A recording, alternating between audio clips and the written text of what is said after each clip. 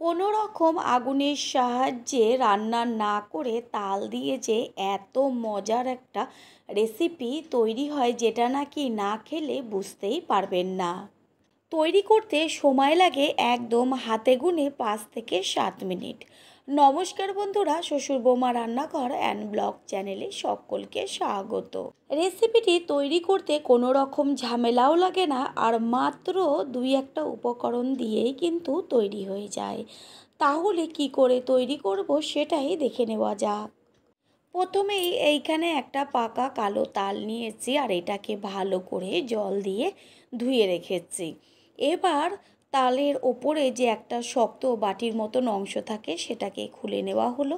তারপরে আস্তে করে খোসাগুলোকে উল্টোভাবে ওপরের দিক থেকে নিচের দিকে টান দিলেই খোসাগুলো উঠে আসবে। তালের গায়ের থেকে খোসাগুলো ছাড়িয়ে নেওয়ার পরে যে আটিগুলো একসাথে থাকে হাত দিয়ে আটিগুলোকে ভাগ করে দেওয়া হলো। তালের থেকে 3টে আটি বেরিয়েছে, আর সামান্য একটু জল দিয়ে আটিগুলোকে হাত দিয়ে চটকে নিলে তাহলে তালের থেকে কাঠটা বেরোতে খুব ভালো হয়। এখানে নিয়েছি একটা ফুটো ঝাঁঝরি, এতেই কিন্তু আমার বেশি তাড়াতাড়ি তালের থেকে কাঠটা বার করতে সুবিধা হয়। নিচে একটা পাত্র রেখে আস্তে করে ঘষা দিলেই কিন্তু তালের সম্পূর্ণ কাঠটা বেরিয়ে আসে। আর সব থেকে একটা বড় কথা, আঁশ কিন্তু আলাদাভাবে ছাড়াতে হয় না। তালের থেকে সম্পূর্ণ কাঠটা বেরিয়ে গেছে। এবার এইখান থেকে অর্ধেকটা পরিমাণ কাঠ আমি ব্যবহার করব। এখানে অনেকটাই বেরিয়েছে। একটা অন্য পাত্রের মধ্যে নিয়েছি অর্ধেকটা তালের কাঠ, আর এর মধ্যে দিয়ে দিচ্ছি পরিমাণ অনুযায়ী চিনি। এখানে আপনারা নারকেল কুড়ো ব্যবহার করতে পারেন, তবে আমি নারকেল কুড়োনো ব্যবহার করিনি।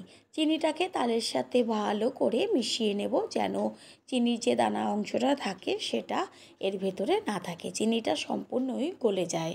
পুরনো বন্ধুদের সবসময় আমাদের পাশে এইভাবে ভালোবেসে সাপোর্ট করার জন্য অনেক অনেক অনেক ভালোবাসা।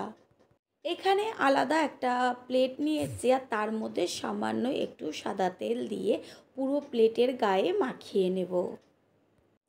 এইখানে নিয়েছি বড় কাপের হাফ কাপ দুধ, আর দুধের মধ্যে দিয়ে দেব চুন।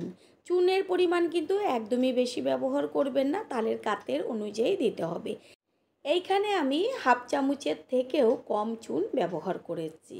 তারপরে চুনটাকে দুধের সাথে ভালো করে একটু সময় নিয়ে মিশিয়ে নেব। এরপর একটা ছেঁকনি নিয়ে যেই পাত্রে তাল চিনির সাথে গুলে রেখেছিলাম ওই পাত্রে দুধ সমেত চুনটাকে ঢেলে দিলাম, আর ছেঁকনির উপরে যে যতটুকু চুন এক্সট্রা রয়েছে সেটা কিন্তু ফেলে দেব। দুধের সাথে যতটুকু মিশেছে এতেই হয়ে যাবে। তারপর দুধটা তালের সাথে ভালো করে মিশিয়ে নেব চামচের সাহায্যে। নতুন বন্ধুদের আমাদের চ্যানেল ভিজিট করার জন্য আন্তরিক শুভেচ্ছা। আমাদের রেসিপিগুলো যদি ভালো লেগে থাকে সাবস্ক্রাইব করে দেওয়ার অনুরোধ রইল, ও পাশে থাকা বেল আইকনে ক্লিক করলে পরবর্তী ভিডিওগুলো সবার আগে আপনাদের কাছে পৌঁছে যাবে। ঠিক এইভাবে আস্তে আস্তে তালের সাথে সম্পূর্ণ দুধটাকে মিশিয়ে নিতে হবে। তাল দুধের সাথে মিশিয়ে নেওয়ার সাথে সাথে যেই পাত্রে তেল দিয়ে রেখেছিলাম তার মধ্যে আস্তে করে সম্পূর্ণ তালের কাঠটা ঢেলে দেব। দেখাই যাচ্ছে যে দুধ দেওয়াতে কতটা পাতলা হয়ে গেছে। কাজটা কিন্তু একটু তাড়াতাড়ি করতে হবে, না হলে জমাট বেঁধে যাবে। আর এত পাতলা থাকা সত্ত্বেও কিন্তু 5 মিনিটও লাগবে না এটা তৈরি হতে।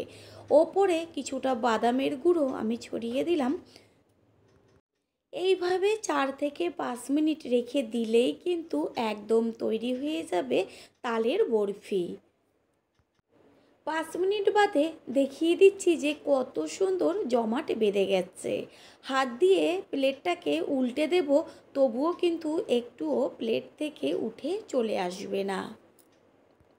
এবার একটা ছুরি দিয়ে এর ওপরে আস্তে করে লম্বা করে টান দিয়ে আবার উল্টে ঠিক বরফি যেমন কাটা হয় সেইভাবে কেটে নেব।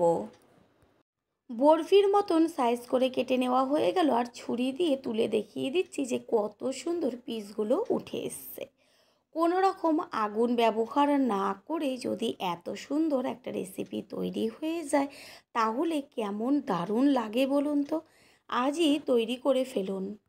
একটা হাত দিয়ে তুলে দেখিয়ে দিচ্ছি যে কোনো রকম কিন্তু হাতে তোলা মাত্র ভেঙেও যাবে না, আর কত সুন্দর হয়েছে।